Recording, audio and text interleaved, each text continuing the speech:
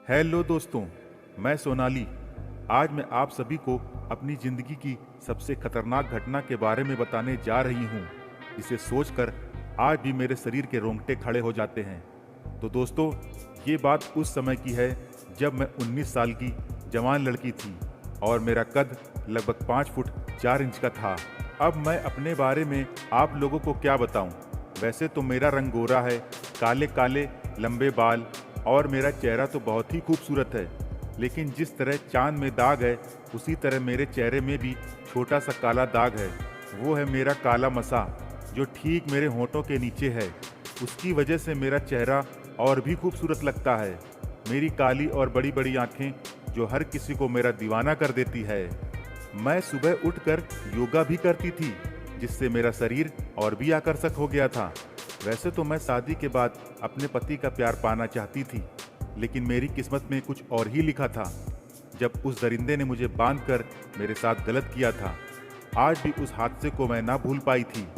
ये बात उस समय की है जब मेरी गर्मी की छुट्टियां शुरू हो गई थीं। मैं दिन भर घर में ही रहती थी और कोई भी काम ही नहीं करती थी। तो इसलिए मम्मी ने मुझसे कहा, तुम दिन भर कोई काम तो करती नहीं हो, तो जब तक छुट्टी चल रही हैं तुम पास में जो सिलाई वाली आंटी हैं उनसे तुम सिलाई ही सीख लो।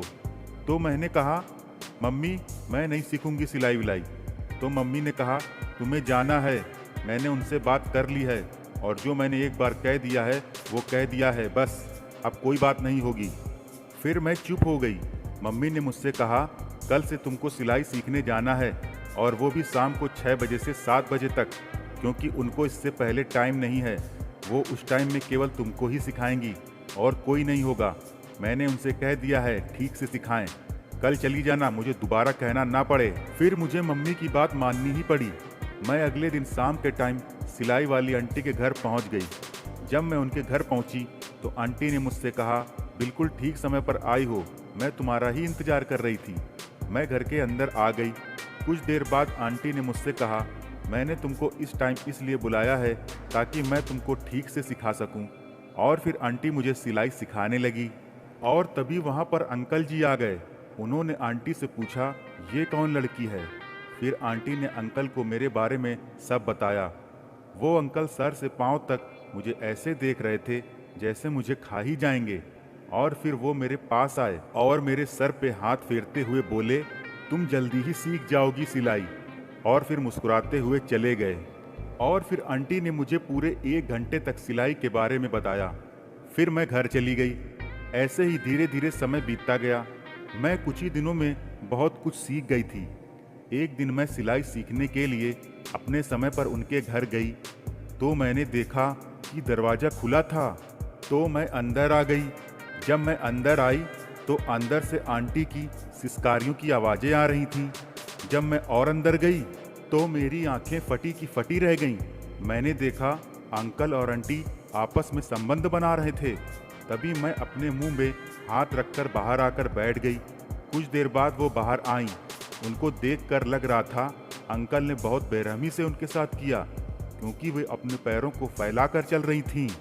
फिर एक दिन मैं सिलाई सीखने नहीं गई थी और उसी दिन आंटी जी अपने मायके 2 दिनों के लिए चली गई थीं और मुझे पता भी नहीं था। मैं अगले दिन उनके घर पहुंची तो दरवाज़ा खुला था।